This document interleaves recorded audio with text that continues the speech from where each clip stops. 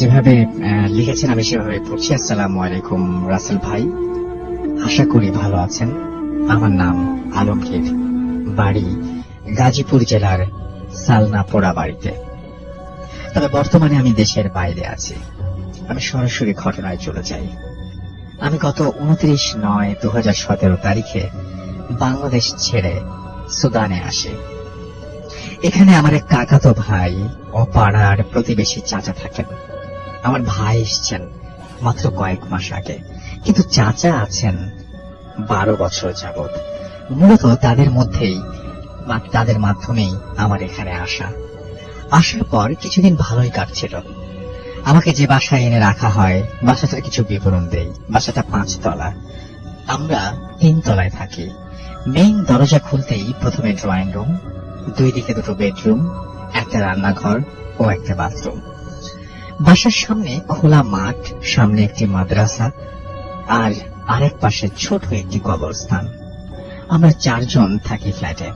অনেক গরম থাকার কারণে আমরা সবাই এক রুমেই ঘুমাতাম, কারণ ওই রুমে এয়ার কুলার লাগানো ছিল।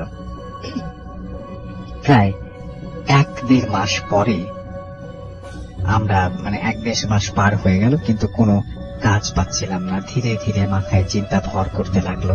সারাদিন মন মরা হয়ে বসে থাকতাম। তখন আমার সাথে পরিচয় হলো মারুফ নামের একটি ছেলের। ওর বাড়ি ফরিদপুর, 5 ওয়াক্ত নামাজি ছেলে। দেশে থাকতে নাকি তাবলিগ করত। ওর সাথে নাকি একটি ভালো জিন আছে। এই কথাগুলো মারুফই আমাকে বলেছে। ও আমার মতো বেকার। আমার চাচা ওকে কোথা থেকে যেন এনে এই বাসায় রাখে। ধীরে ধীরে ওর সাথে আমার ভালো খাতির জমে যায়। ও আমাকে ওস্তাদ বলে ডাকে। তো আমার মন খারাপ দেখেও শুধু বলতো, ওস্তাদ, নামাজ পড়ে আল্লাহর কাছে দোয়া করো, দেখবে সব সমস্যার সমাধান হয়ে যাবে আর মনে শান্তি পাবে। তো প্রতিদিন ও আমাকে ফজরের নামাজের আগে ডাক দিত। আমরা তাহাজ্জুদের নামাজ আদায় করে ফজরের নামাজ শেষ করে আবার শুয়ে পড়তাম। তো একদিন মারুফ বলল ও নাকি কোন প্রতিবেশী মামা সুদানে থাকে, তার সাথে দেখা করতে যাবে আর যত রাত হোক চলে আসবে। ওই দিন আমার শরীর কিছুটা অসুস্থ থাকার কারণে আমি তাড়াতাড়ি ঘুমিয়ে যাই। যথারীতি ওই দিন শেষ রাতে আমার ঘুম ভাঙে মারুফের ডাক শুনে। ও বলছে, ওস্তাদ ওঠো, নামাজের সময় হয়েছে। আমি চোখ না খুলেই বলি, তুমি যাও, আমি ওযু করে আসছি। আনুমানিক 5 মিনিট পর আমি উঠে ওযু করে যেই খালি রুমটিতে আবার নামাজ পড়তাম সেখানে যাই, দেখি অলরেডি ও নামাজে দাঁড়িয়ে গেছে। তো আমি ওর পাশে গিয়ে আমার নামাজে দাঁড়াই এবং নামাজ পড়তে থাকি। আমার নামাজ শেষ হওয়ার আগেই ওর নামাজ শেষ করে ও রুম থেকে বের হয়ে যায়। আমি তো অবাক হই, কারণ আমরা ফজর নামাজ 2 রাকাত জামাতের সাথে আদায় করতাম। যাই হোক, আমি নামাজ শেষ করে একটু ব্যালকনিতে যাই। কি নিচ থেকে তাকাতেই দেখি অনেকগুলো লোক সাদা পাঞ্জাবি পরা দাঁড়িয়ে আছে। তাদের সামনে একটি খাটিয়া, তাতে একটি লাশ রাখা, আর লোকগুলোর সামনে দাঁড়িয়ে থাকে মারুফ, অপলক এক মায়াবী দৃষ্টিতে আমার দিকে তাকিয়ে আছে আর ইশারায় আমাকে নিচে যেতে বলছে। ভাবলাম হয়তো জানাজার নামাজ হবে তাই ডাকছে। তো আমি আর কিছু না ভেবে নিচে নেমে ওই কবরস্থানের দিকে যাই। গিয়ে দেখি সবগুলো মানুষই অনেক লম্বা, সবাই আলখাল্লা টাইপের পাঞ্জাবি পরা, কেউ কারোর সাথে কোনো কথা বলছে না। তো আমি সবার পেছনের কাতারে দাঁড়িয়ে নামাজ আদায় করি। জানাজার নামাজ শেষে আমি মারুফকে খুঁজতে থাকি, কিন্তু কোথাও দেখতে পাই না। তো লাশটাকে কাঁধে নিয়ে 4 জন লোক কবরের দিকে যাচ্ছে, বাকি লোকগুলো তার পিছু পিছু যাচ্ছে। আমিও ভাবলাম মাটি দিয়ে মোনাজাত করে তারপর ফ্ল্যাটে যাব। আমি গিয়ে একেবারে কবরের পাশে দাঁড়াই। 2 জন কবরে নামে, বাকিরা সবাই দোয়া পড়তে থাকে।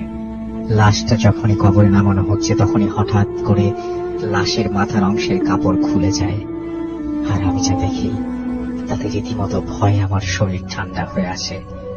আমি দেখি লাশটা আর কারো নয়, ওটা মারুফের লাশ, যার সাথে কিছুক্ষণ আগে পাশাপাশি দাঁড়িয়ে আমি নামাজ আদায় করেছি।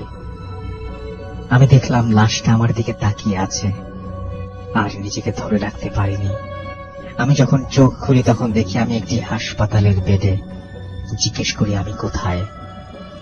তখন আমার বড় ভাই বলে, তোকে বাসায় না পেয়ে যখন খুঁজতে বের হই তখন এক সুদানি ব্যক্তি বলে ওইখানে এক আজনবী পড়ে আছে অজ্ঞান অবস্থায়। অনেক চেষ্টার পরও যখন তোর জ্ঞান আসছিল না তখন আমরা তোকে হাসপাতালে নিয়ে আসি। তারপর তারা আমাকে বলে, জিজ্ঞেস করে যে কি হয়েছিল তোর, তুই কি করে কবরস্থানে গেলি। আমি তাদের পুরো ঘটনা খুলে বলি। আমার ঘটনা শুনে তারা তো পুরো অবাক, বলে মারুফ তো কাল রাতে বাসাতেই আসেনি। আমি বলি তাহলে ও এখন কোথায়। আমার কথা শুনে তারা মারুফকে কল করে, কিন্তু ওর নাম্বার বন্ধ। অনেক খোঁজাখুঁজির পর ওর এই মামার সাথে কথা হয়।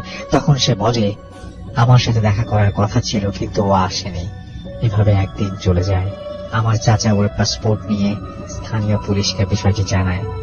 পরদিন সকালে স্থানীয় পুলিশে ফোন করে জানায় একজন বাঙালি রোড অ্যাক্সিডেন্ট করে খার্তুম সিটি হসপিটালে ভর্তি আছে, অবস্থা খুবই গুরুতর। খার্তুম হলো সুদানের রাজধানী। খবর পেয়ে আমরা সবাই সেখানে ছুটে যাই। গিয়ে দেখি ও বেডে শুয়ে আছে, মাথায় অনেক আঘাত পেয়েছে, কোনো কথা বলতে পারছে না, শুধু আমার দিকে তাকিয়েছিল আর ওর চোখ দিয়ে পানি গড়িয়ে পড়ছিল। আমি এমনিতেই অসুস্থ ছিলাম, ওর এই অবস্থা দেখে আমি আরো ভেঙে পড়ি।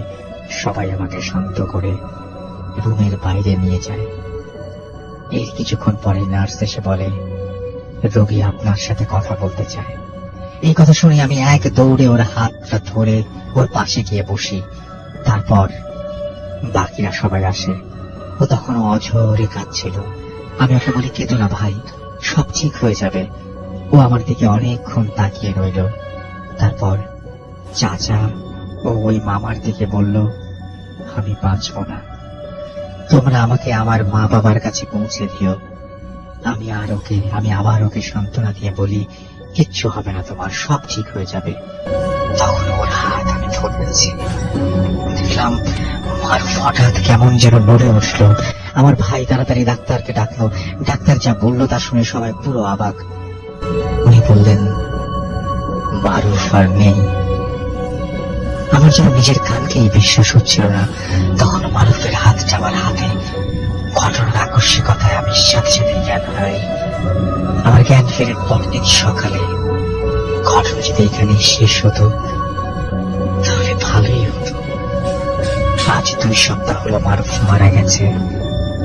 এখনো যদি কোনোদিন এক ওয়াক্ত নামাজ না পড়ি, ওই রাতে আমি মারুফকে স্বপ্নে দেখি। ও শুধু বলে ওস্তাদ নামাজ ছিল না, নামাজ ছিল না। এই ভয়ে আমি এখন সারা রাত ঘুমোতে পারি না। এই ছিল আমার ঘটনা। ভালো লাগলে পড়ে শোনাবেন। আমার সাথে আরো অনেক ভয়ঙ্কর ঘটনা আছে, পরে কোনো একদিন আবার পাঠিয়ে দেব। Mohammad Alamgir Hossain, Khartoum, Sudan. আসসালামু আলাইকুম। দেশ অথবা দেশের বাইরে যে যেখান থেকেই আজকের এই ঘটনাটি শুনছেন সকলকেই জানাচ্ছি ভয়ঙ্কর শুভেচ্ছা। আজকে আরো একটি ভয়ঙ্কর লোমহর্ষক ঘটনা নিয়ে আপনাদের মাঝে হাজির হয়েছে। আশা করছি ঘটনাটি আপনাদের সকলকে এক অন্যরকম ভয় শিহরণ দেবে। চলুন কথা না বাড়িয়ে ঘটনায় চলে যাই। আজকে যে ঘটনাটি আপনাদের মাঝে শেয়ার করব, এই ঘটনাটি আমাদেরকে পাঠিয়েছেন মোহাম্মদ নিলয় আহমেদ রাকিব ভাই। উনি একজন সৌদি আরব প্রবাসী। ওনার বাড়ি রাজবাড়ী জেলার সদর উপজেলার 7 নং ইউনিয়নের রূপপুর গ্রামে। আর উনি যে ঘটনাটি শেয়ার করেছেন, এই ঘটনাটি ওনার গ্রামের এই কাছাকাছি এক গ্রাম, গ্রামটার নাম জামালপুর। ওই জামালপুরের ঘটনা উনি শেয়ার করেছেন। আর এই ঘটনাটি উনি সংগ্রহ করেছেন ওনার এই দুঃসম্পর্কের এক দাদা, যার বয়স এখন আনুমানিক 90 এর উপরে। ওনার কাছ থেকে উনি এই ঘটনাটি সংগ্রহ করেছেন। সঙ্গত কারণবশত দাদার নামটি শেয়ার করতে পারছি না। এই ঘটনাটি ঘটে 1995 সালের আশেপাশের দিকে। এই জামালপুর গ্রামে এক হিন্দু পরিবারের সাথে এই ঘটনাটি ঘটে। ওই পরিবারে 4 জন সদস্য ছিল, মা বাবা আর 2টা ছেলে সন্তান। একবার হয় কি, পরিবারের যিনি গিন্নি উনি অজানা কোন এক অসুখে মৃত্যুবরণ করেন। তো ওই মহিলা যখন মারা যায় তখন ওই ছেলে 2টার বয়স আনুমানিক বড় যে ছেলেটা তার বয়স 17 কি 18 বছর হবে, আর ছোটটার 14 কি 15 বছর আনুমানিক। এখন এই ছেলে দুটার মা তো মারা গেল, তাদের বাবা তো আছে, কিন্তু ওই ছেলের মা মারা যাওয়ার সাথে সাথে ছেলের বাবাও দুর্বোধ্য রোগে আক্রান্ত হয়ে যায়। রোগটা হলো কোনো ঝড় বৃষ্টির রাত হলেই এই লোকটার গলা দিয়ে রক্ত পড়তে থাকে, মানে উনি রক্ত বমি করতে থাকেন। এমনিতে স্বাভাবিক থাকে, কিন্তু দেখা গেছে ঝড় বৃষ্টি হলেই ওনার গলা দিয়ে রক্ত পড়তে থাকে। এখন ছেলে দুইটা দেখলো তাদের মা মারা গেল, মা মারা যাওয়ার পরে তাদের বাবারও এরকম এক অসুখে আক্রান্ত হলো। এখন বাবারও যদি কিছু হয়ে যায় তাহলে তো তাদের আর আপন বলতে কেউ থাকবে না। ছেলে দুইটা কিন্তু এখনো স্বাবলম্বী হয় নাই, এর মাঝে যদি বাবাও মারা যায় তাহলে তো তারা একদম এতিম হয়ে যাবে। তো এইসব বিষয় চিন্তা করে ছেলে দুইটা ভাবলো যে যে কোনো কিছুর বিনিময়ে আমাদের বাবাকে সুস্থ করতে হবে। এই কারণে তারা বিভিন্ন ওঝা কবিরাজের কাছে ওনার বাবাকে নিয়ে গেছে, কিন্তু ওনার বাবার কোনো উন্নতি হয় নাই।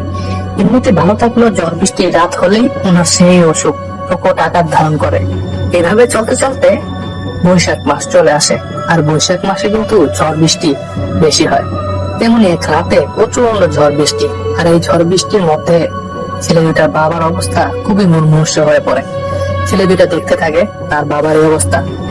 তখন ছেলের বাবা ওই ছেলেদেরকে বলে যে তোরা তো অনেক চেষ্টা করলি, তো তোরা শেষ একটা চেষ্টা করে দেখ, যদি কোনো সমাধান হলেও হতে পারে। তখন এই ছেলে দুটা যখন জিজ্ঞেস করে কি সমাধান, তখন তাদের বাবা তাদের এক তান্ত্রিকের ঠিকানা দেয়।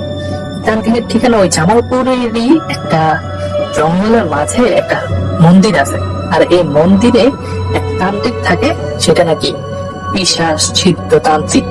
তো বাবা ছেলেদের এই কথা বললো যে তোরা তার কাছে যা, তার কাছে গিয়ে আমার এই সমস্যার কথা বল, এবং বল আমার বাবা আপনার কাছে পাঠিয়েছে অনেক আশা নিয়ে, এখন আপনি কোন একটা সমাধান করেন। তো ছেলে দুইটা বাবার মুখে এই কথা শুনে ছেলে দুইটা বললো এক্ষুনি যাবো সেই জায়গায়। তো এই কথা শুনে বাবা বলে এত ঝড় বৃষ্টির রাতে এখনই যাবে? এখনই যাওয়ার দরকার নেই, ঝড় বৃষ্টি কমলে কালকে যা। দিনের বেলা আবার ওই তান্ত্রিককে নাকি পাওয়া যায় না, দিনের বেলা কই থাকে কে জানে। রাতের বেলায় ওই তান্ত্রিক ওইখানে নানা রকমের পূজা পাঠ করে, আর রাতের বেলায় তাকে পাওয়া যায়। বেলে রাতের বেলায় যেতে হবে। তখন ছেলে দুইটা বলেন না এখনই যাবো। ওই জায়গাটা আবার বেশি দূরে ছিল না, কাছেই ছিল, তারা চিন্তা ওই জায়গাটা। তারা কি করলো, রওনা করলো সেই ঝড় বৃষ্টির রাতেই। বাবাকে ঘরে একা রেখে ছেলে দুইটা রওনা দিল। এতক্ষণে অবশ্য বৃষ্টি কমে এসেছে, ঝড়টুকানা কমে এসেছে, কিন্তু আকাশে বিদ্যুৎ চমকাচ্ছে, আর বৃষ্টির পানি চারপাশে জমে পথগুলো অনেক পিচ্ছিল আর কাদা মাখা হয়ে আছে। তো তারা বিদ্যুৎ চমকানোর আলোতেই যতটুকু দেখা যাচ্ছিল তারা পথ চলছিল আর কি। এক পর্যায়ে তারা সেই জঙ্গলের মাঝে মন্দিরে গিয়ে পৌঁছেও যায়। মন্দিরে পৌঁছানোর পরে তারা দেখতে পেল মন্দিরের ভিতরে ছোট্ট একটা কুণ্ডুলি সাজিয়ে ওইখানে সেই তান্ত্রিক কোন একটা পূজা করছে। তো তারপরে তারা সেই পূজার মণ্ডপের ওখানে গিয়ে বসে তান্ত্রিককে প্রণাম জানায়। তারপর তারা তাদের সমস্যার কথা তান্ত্রিককে খুলে বলে। তান্ত্রিক ছেলে দুইটার মুখে সবিস্তারে সবকিছু শোনার পরে ওনাদেরকে বললেন যে আমি বুঝতে পারছি তোমার বাবার কি সমস্যা হয়েছে, তবে তোমাদের এই সমস্যার কথা জানা দরকার নেই। তোমাদেরকে একটা জায়গায় যেতে হবে, পাশেই মানে এই গ্রামের পাশে একটা শ্মশান আছে, সেই শ্মশানের কাছে তোমাদেরকে যেতে হবে এবং ওইখানে গিয়ে তোমাদের একটা জিনিস সংগ্রহ করতে হবে। তো তোমরা কি আজকে এই জিনিসটা সংগ্রহ করবে? তখন ছেলে দুইটা বলে হ্যাঁ আজকে এই জিনিসটা সংগ্রহ করব, এবং কি এই জিনিসটা আমাদেরকে বলেন। তখন তান্ত্রিক ছেলে দুইটাকে উদ্দেশ্য করে বললো তোমরা যখন ওই শ্মশানের মধ্যে যাবা তখন এক অদ্ভুত ধরনের একটা গাছ দেখতে পাবা। গাছ এটা বেশি বড় না, ছোট একটা গাছ। তোমরা এই গাছ আগে কখনো দেখোনি, এটা দেখলেই তোমরা বুঝতে পারবা যে এটা সেই গাছ। আর সেই গাছের মধ্যে দেখবা ডালিমের মতন লাল লাল ফল ঝুলে আছে। ওইখান থেকে যদি তোমরা একটা ফল সংগ্রহ করে এনে এই ফলের রস তোমার বাবাকে খাওয়াতে পারো, তাহলে দেখবা তোমার বাবার এই রোগের সমাধান হয়ে গেছে, আর এটাই একমাত্র চিকিৎসা। তান্ত্রিকের মুখে এই কথা শুনে ছোট যে ভাইটা ছিল সেই ভাইটা অতি উৎসাহিত হয়ে বললেন এ আর এমন কি কাজ, এখন দৌড়ে গিয়ে সেখান থেকে ফল সংগ্রহ করে নিয়ে আসবো। তান্ত্রিক এই কথা শুনে ছোট ভাইকে থামিয়ে দিয়ে বললেন যে তোমরা যতটা সহজ ভাবছো কাজটা ততটা সহজ না। তোমরা যখনই ওই ফলের উদ্দেশ্যে এখান থেকে বের হবে তখনই তোমাদের পদে পদে বিপদের সম্মুখীন হতে হবে। আর তোমরা যদি এই বিপদ দেখে ভয় পেয়ে যাও তাহলে একটা কথা মনে রাখো, তোমাদের ওইখানেই মৃত্যু হবে। এই কথা বলে তান্ত্রিক তার ব্যাগ থেকে ছোট দুইটা কড়ির মতো কিছু বের করে দিলেন। বললেন, এই জিনিস দুইটা তোমাদের গলায় ঝুলিয়ে নাও এবং মনে রেখো কোনোভাবেই এই জিনিস দুইটা তোমাদের শরীর থেকে খুলবে না। এই জিনিস দুটো যতক্ষণ পর্যন্ত তোমাদের শরীরে থাকবে ততক্ষণ পর্যন্ত কোনো শক্তি বা কোনো দুষ্টু পিশাচ তোমাদের কোনো ক্ষতি করতে পারবে না। আর যদি তোমরা ভুলবশত এই জিনিসটা তোমাদের শরীর থেকে আলাদা করো, তাহলে মনে রেখো ওইখানেই তোমার মৃত্যু হবে। আর তোমরা যখন এই ফলটা সংগ্রহ করে নিয়ে আসবে, তখন এই জিনিস দুইটা আবার আমাকে ফেরত দিয়ে যাবে, কারণ এটা আমার একটা সম্পদ। এটা তোমাদেরকে আমি ভালোবেসে, তোমরা তোমার বাবার প্রতি এত ভালোবাসা দেখিয়ে আমার কাছে এসেছো এবং এরকম একটা ভয়ঙ্কর কাজ করতে রাজি হয়েছো, জন্য আমি তোমাদের উপর খুশি হয়ে এই জিনিস দুইটা তোমাদেরকে দিলাম। তো ওই ছেলে দুইটা তান্ত্রিকের থেকে সেই জিনিসটা নিয়ে তান্ত্রিককে বিদায় জানিয়ে ওই মন্দির থেকে শ্মশানের উদ্দেশ্যে রওনা দিলেন। ওই শ্মশানটাও তাদের পরিচিত ছিল। ওই মন্দির থেকে কয়েক কিলোমিটার দূরে হবে ওই শ্মশানটা। আর ওই শ্মশানের সমস্ত পথঘাট তাদের পরিচিতই ছিল। তারা রওনা দিল ওই শ্মশানের উদ্দেশ্যে। ততক্ষণে পরিবেশটা অনেকটাই পরিষ্কার হয়ে এসেছে। মাঝে মাঝেই মেঘ সরে গিয়ে চাঁদকে দেখা যায় এবং পরক্ষণে কালো মেঘ এসে আবার চাঁদটাকে ঢেকে ফেলে। আবার মাঝে মাঝে দূরে কোথাও বিদ্যুতের চমকানিও দেখা যাচ্ছে। তো এরকম একটা পরিবেশের মধ্য দিয়ে তারা হেঁটে চলছে সেই শ্মশানের উদ্দেশ্যে এবং তাদের লক্ষ্য হচ্ছে অদ্ভুত আর রহস্যময় সেই ফল গাছ। তো দুই ভাই একসাথেই পথ চলছে। এখনো পর্যন্ত কোনো সমস্যা হয়নি। সমস্যা শুরু হয় যখনই তারা আনুমানিক শ্মশান থেকে আধা কিলোমিটার দূরে, তখনই পিছন থেকে নানা রকমের শব্দ ভেসে আসতে থাকে। কখনো কখনো ভয়ঙ্কর জীব জানোয়ার, আবার কখনো কখনো তাদের কাছের মানুষজন। তো এরকম চলতে চলতে হঠাৎ পিছন থেকে তাদেরই বাবার কণ্ঠে ডাক ভেসে আসে যে, বাবারে তোরা যাইস না এরকম ভয়ঙ্কর একটা কাজ করতে।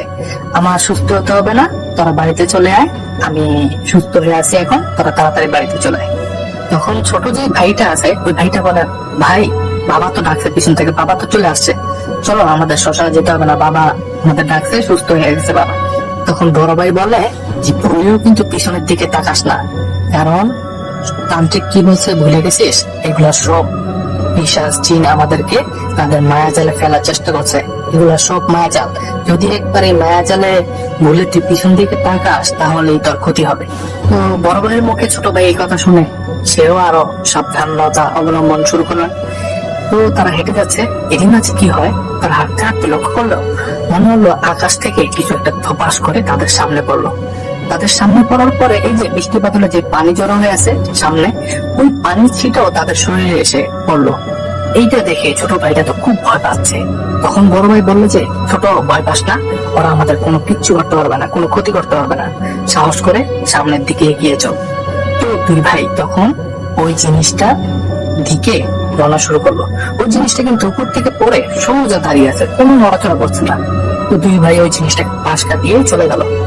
যদিও তারা খুব ভয় পাচ্ছিল, কিন্তু তাদের বাবাকে তো বাঁচাতে হবে, এই জিনিসটাও তাদের মাথায় কাজ করছিল। তখন তারা ওই জিনিসটাকে পাশ কাটিয়ে সামনের দিকে এগিয়ে গেল। সামনের দিকে এগিয়ে যাওয়ার পরে হঠাৎ তপাস করে আবারও মনে হলো কি জানি আকাশ থেকে পড়লো। তখন তারা ভালো করে লক্ষ্য করলো, দেখলো আরে এইটা কি? এটা তো একটা লাশ। আর এই লাশটা রাস্তার মাঝে আড়াআড়ি ভাবে পড়ে আছে। আর এটা আর অন্য কারো লাশ না, এটা তাদের এই বাবার লাশ। তারা এই লাশটাকেও পাশ কাটিয়ে চলে যায়। লাশটাকে পাশ কাটিয়ে চলে যাওয়ার কিছুক্ষণ পরে হঠাৎ তাদের এক পাশে একটা ডোবা পড়ে। এই ডোবা থেকে হঠাৎ বুড়বুড় বুড়বুড় শব্দ ভেসে আসতে থাকে। বুড়বুড় শব্দ বলতে যে পানি ফুটলে যেরকম শব্দ হয় না, এরকম শব্দ। তারা যখন ওই ডোবার দিকে তাকায়, তখন বিদ্যুৎ চমকানোর আলোয় তারা দেখতে পায় ওইখানে একটা লাশ ভেসে উঠেছে। আর এই লাশটা যেখানে ভেসে উঠেছে ওইখানে বুড়বুড় বুড়বুড় শব্দ হচ্ছে। আর এই লাশটা একটা ভয়ঙ্কর লাশ। ভয়ঙ্কর লাশ বলতে অর্ধগলিত একটা লাশ। শরীরের কোনো কোনো অংশে হাড় বেরিয়ে গেছে, মাংস নষ্ট হয়ে। এটা দেখেও তারা প্রচন্ড ভয় পেলেও তারা সাহসকে ধরে রাখে এবং তাড়াতাড়ি করে তারা শ্মশানের ভিতরে পৌঁছে যায়। এবং শ্মশানের ভিতরে পৌঁছে গিয়ে তারা সত্যি দেখতে পায় শ্মশানের ঠিক মাঝখানে অদ্ভুত রকমের একটি গাছ। এরকম গাছ যে হতে পারে এইটা তাদের জানা ছিল না। গাছটা মোটামুটি অতটাও ছোট না, মোটামুটি একটা গাছ, এবং গাছে কোনো পাতা নেই, এবং গাছের মধ্যে তালিমের মতো ফল ঝুলে আছে এবং ফলের রং হলো লাল টকটকা। ও এটা দেখার পরে বড় ভাই ছোট ভাইকে উদ্দেশ্য করে বললো, ছোট তুই এখানে দাঁড়া, আমি গাছে উঠে ফল পেয়ে তোকে দেই, তুই ফলটা ধরবি। তো এই কথা বলে যখনই বড় ভাই গাছের কাছে গিয়ে মানে গাছে ওঠার প্রস্তুতি নিচ্ছে আর কি, তখনই লক্ষ্য করলো গাছের ডালপালা গুলো লড়ে চড়ে উঠলো। গাছের ডালপালা গুলো যখন এরকম অদ্ভুত ভাবে নড়ে উঠলো, তখন বড় ভাই গাছের উপর দিকে তাকিয়ে দেখে ভয়ঙ্কর জিনিস। ভয়ঙ্কর জিনিস বলতে তিনি তাকিয়ে দেখেন একজোড়া চোখ জল করছে, আর কিছুই দেখা যাচ্ছে না। একটা আকৃতি মনে হচ্ছে অন্ধকার, উন্মুট অন্ধকারের একটা আকৃতি ওইখানে বসে আছে। আর ওই আকৃতিটা এই বড় ভাইকে উদ্দেশ্য করে বলছে, ইরে ফল নিবি, নিনে ফল নে। তখন বড় ভাই উত্তরে বলে, ফল তো অবশ্যই নিব। এই কথা শোনার পরে পিচাসটা বলে ওঠে, দেখি তোর কত বড় সাহস, ওঠ না একবার গাছে, একটা নেই 2 টুকরো করে রেখে দেবো। ছোট ভাই কিন্তু এই সমস্ত কথা শুনছে, ছোট ভাই কিন্তু খুব ভয় পাচ্ছে। বড় ভাইকে বলছে, ফিরে আয় ভাই, গাছে উঠতে হবে না। যে বড় ভাই ভয় পেলেও উনি কিন্তু জানে এই অবয়বটা ওনাকে টাচ করতে পারবে না, কিছুই করতে পারবে না। এই চিন্তা করে উনি গাছে উঠতে শুরু করলেন। আর ছোট ভাই ওদিক থেকে লক্ষ্য করছে ওই অবয়বটা এখনই বড় ভাইকে কোন একটা ক্ষতি করে ফেলবে। তখন ছোট ভাই নিজ থেকে কি করবে? তখন ছোট ভাই একটা ভয়ঙ্কর সিদ্ধান্ত নিয়ে ফেলে। ছোট ভাই কি করে, আর ওই যে তান্ত্রিকের দেওয়া সেই করির মালাটা ওইটা গলা থেকে খুলে ফেলায়, এবং ওইটা গলা থেকে খোলার পরে ওই পিশাচটাকে উদ্দেশ্য করে ছুড়ে মারে। আর যখনই ওই কড়িটা গিয়ে পিশাচের শরীরে টাচ করে, তখনই ওই পিশাচটা ভগবান পিতারে চিৎকার শুরু করে, এই তুই এটা কি করলি রে, তুই কি করলি এটা, ও বাবারে জ্বলে গেল রে, মারে মরে গেল রে। এরকম চিল্লাতে চিল্লাতে ওই গ্লাসের থেকে ধপাস করে নিচে পড়ে আর কি, নিচে পড়ে ছটফট করতে থাকে। এদিকে ছোট ভাই বড় ভাইকে উদ্দেশ্য করে বলছে, বড় ভাই তুমি ফল পাও। বড় ভাই দ্রুত ওই ফল পাওয়ার জন্য গাছে ওঠা শুরু করলেন। আর এইদিকে ওই জিনিসটা কিন্তু বিশাল আকৃতির ছিল, ওই পিশাচটা। ওই জিনিসটা ছটফট করতে করতে ছোট একটা আকৃতি হতে হতে মনে হলো যে কাকের একটা আকৃতি হয়ে এখানে ধ্বংস হয়ে গেল। তখন বড় ভাইটা গাছ থেকে তাড়াতাড়ি করে একটা ফল ছিঁড়ে ছোট ভাইয়ের কাছে চলে আসে এবং ছোট ভাইকে উদ্দেশ্য করে বলে, ভাইরে তুই এটা কি করলি? যতক্ষণ পর্যন্ত ওই তান্ত্রিকের দেওয়া জিনিসটা আমাদের গলায় ছিল, ততক্ষণ পর্যন্ত তো কোনো পিশাচ আমাদের কোনো ক্ষতি করতে পারতো না, তুই এটা কেন গলা থেকে খুললি? এখন তোর ওই জিনিসটা তো কার্যকারিতা মনে হয় নষ্ট হয়ে গেছে, ওই জিনিসটা তো পাওয়া যাবে না। এখন তুই এক কাজ কর, আমার হাত তাড়াতাড়ি চেপে ধর। বড় ভাই ভাবছে যে যেহেতু তার গলায় একটা জিনিস আছে, তাহলে তার হাত ধরে রাখলে হয়তো বা তার কোনো ক্ষতি হবে না ছোট ভাইটার। কিন্তু পরক্ষণেই ঘটে যায় ভয়ঙ্কর ঘটনা। মনে হচ্ছে ধূপধাপ করতে করতে কোনো একটা জিনিস দৌড়ে ওনাদের দিকে ছুটে আসছে। ওই জিনিসটা ওনাদের দিকে ছুটে এসে ওনাদের কাছে এসে দাঁড়ায়। এই জিনিসটা মনে হচ্ছে ওই আগের জিনিসটার মতোই, শরীরটা একদম অন্ধকারের মতো কালো, কোনো কিছু বোঝা যাচ্ছে না, লোমশ নাকি, আর শুধু চোখ দুইটা জ্বলজ্বল করছে, মুখটা হালকা বোঝা যাচ্ছে ওই আলোতে। ওই জিনিসটা কাছে এসে কি করে, ছোট ভাইকে খপ করে ধরে ফেলে এবং এক হেঁচকা টানি বড় ভাই থেকে আলাদা করে নিয়ে যায়। নিয়ে গিয়ে মারে এক মাটির মধ্যে আসার মারার পরে কি করে, এক পা দিয়ে মাথার উপরে এরকম এক চাপ দেয়, সাথে সাথে ছোট ভাইয়ের মাথাটা মাটির ভিতরে ডেবে যায়। যদিও ঝড় বৃষ্টি হয়েছিল, কিন্তু মাটিটা এত নরম ছিল না যে একটা মানুষের মাথাটা মাটির ভিতরে ডেবে যাবে। ছোট ভাইটা একটা শব্দ করার সময় পায়নি, এক নিমিষেই, এক মুহূর্তেই এই ঘটনাটা ঘটে গেল। আর এই ছোট ভাইটা ওইখানে মৃত্যুবরণ করে। এই দৃশ্য দেখে বড় ভাইটা স্তব্ধ হয়ে যায়। তারপরও বড় ভাইটা এক হাতে ফল নিয়ে আরেক হাতে ছোট ভাইয়ের দেহটা মাটি থেকে বের করার চেষ্টা করে। অনেক চেষ্টার পর এক পর্যায়ে ছোট ভাইয়ের দেহটা মাটি থেকে বের করতে সক্ষম হয়। তখন এক হাতে ফল আর আরেক কাঁধে ছোট ভাইকে তুলে নেয়, তুলে নিয়ে চলতে থাকে সেই তান্ত্রিকের উদ্দেশ্যে। প্রতিমধ্যে অনেক ধরনের সমস্যা হতে থাকে, তারপর বড় ভাইটা সাহস করে এগিয়ে চলতে থাকে। হঠাৎ পিছন থেকে এই ছোট ভাইয়ের কণ্ঠেই ডাকতে থাকে, বদ্দা বদ্দা তুমি কোথায় যাচ্ছ? তুমি তো অন্য একটা জিনিস নিয়ে যাচ্ছ, অন্য একটা লাশ নিয়ে যাচ্ছ, আমাকে তুমি একা রেখে যেও না বদ্দা, ওইটাকে ফেলে দাও, আমার কাছে আসো, আমাকে নিয়ে যাও। এই কথা বলে পিছন থেকে ডাকতে থাকে। এদিকে বড় ভাই তো বুঝতে পারছে যে না, এটা তার ছোট ভাই না, কারণ তার ছোট ভাইকে তার চোখের সামনে ভয়ানক এক পিশাচ নৃশংসভাবে হত্যা করছে। এটা তার ছোট ভাই না। বড় ভাইটা সামনের দিকে এগিয়ে যেতে থাকে, পিছন থেকে নানা কণ্ঠে ডাকতেছে, কখনো তার বাবার কণ্ঠে, কখনো তার মার কণ্ঠে, আবার কখনো তার ছোট ভাইয়ের কণ্ঠে। কিন্তু এইবার সামনের দিকে কোনো অবয়ব আর আসে নাই, পিছন থেকেই নানা মানুষের কণ্ঠে ডাকতেছে। এক পর্যায়ে ছোট ভাইয়ের দেহটা কাঁধে নিয়ে এভাবে হাঁটতে হাঁটতে ওই মন্দিরের মধ্যে তান্ত্রিকের কাছে চলে আসে। তান্ত্রিক ছোট ভাইটার মৃতদেহ দেখে অনেক বিমর্ষ হয়ে পড়ে। তখন বড় ভাইকে উদ্দেশ্য করে বলে যে আসলে আমি বুঝতে পারছি ঘটনাটা কি হয়েছে। ও ছোট মানুষ তো, এই ঘটনাটার আকস্মিকতা ও বুঝে উঠতে পারে নাই। ও নিজে মৃত্যুকে বেছে নিয়ে তোমাকে আর তোমার বাবাকে বাঁচিয়ে দিয়েছে, মানে ও নিজেকে বলে দিয়েছে, এটাই মেনে নিতে হবে। পরে বড় ভাইয়ের কাছে ওই যে তান্ত্রিকের যে জিনিসটা ছিল ওইটা তান্ত্রিককে ফিরিয়ে দেয় এবং তান্ত্রিক বলে সকাল হওয়ার আগ পর্যন্ত এখানে অপেক্ষা করো। বড় ভাই ও ছোট ভাইয়ের মৃতদেহ নিয়ে ওই তান্ত্রিকের ওই কাছেই সকাল হওয়ার আগ পর্যন্ত ওইখানে অপেক্ষা করতে থাকে। সকাল হওয়ার পরে ছোট ভাইয়ের দেহ কাঁধে নিয়ে আর ওই ফলটাকে নিয়ে বাড়ি চলে আসেন। বাড়িতে চলে আসার পরে ছেলের এই মৃতদেহ দেখে বাবা খুব ভেঙে পড়েন। বাবা ছোট ছেলের দেহ ধরে খুব কান্নাকাটি করতে থাকেন। তখন বড় ভাইটা বাবাকে সবকিছু খুলে বললেন, কিভাবে ছোট ভাই তাকে আর তার বাবাকে বাঁচাতে আত্মবলি দিয়েছে। তো এরপরে ওই ফলটা রস করে বাবাকে খাইয়ে দেওয়া হয় এবং সত্যি তার বাবার এই সমস্যার সমাধান হয়েছিল। তবে ওই ছেলেটার বাবার এই বিশেষ রোগ যে ঝড় তুফানের রাতেই গলা দিয়ে রক্ত বের হবে, এই রোগটা কেন হয়েছিল বা কি কারণে হয়েছিল এটা কেউই বলতে পারে নাই এবং কি ওই তান্ত্রিকও বলে নাই।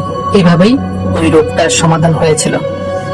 প্রিয় লিসেনার, এটাই ছিল ঘটনাটি কেমন লাগলো এই ভিডিওর কমেন্ট বক্সে জানাতে পারেন এবং আপনারা যদি ভয়ঙ্কর ঘটনার সম্মুখীন হয়ে থাকেন অথবা কারো কাছ থেকে এমন ভয়ঙ্কর ঘটনা জেনে থাকেন তাহলে আমার কাছে শেয়ার করতে পারেন, লিখে অথবা রেকর্ড করে boothfmbd035@gmail.com অথবা হোয়াটসঅ্যাপ নাম্বারে। হোয়াটসঅ্যাপ নাম্বারটি নিচে ডেসক্রিপশনে দিয়ে দেওয়া আছে।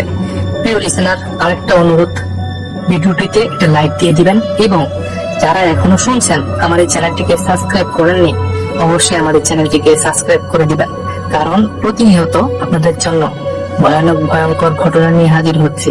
আপনারা যারা ভয়ের ঘটনা শুনতে ভালোবাসেন অবশ্যই আমার এই চ্যানেলটিকে সাবস্ক্রাইব করবেন এবং আপনার বন্ধু বান্ধবের কাছে শেয়ার করে দিবেন যারা ভয়ের ঘটনা শুনতে ভালোবাসেন। তো প্রিয় লিসেনার, এই ছিল আজকের আয়োজন। সকলেই ভালো থাকবেন, নিরাপদে থাকবেন আর ভূত এফএম বিডির সাথেই থাকবেন। আল্লাহ হাফেজ।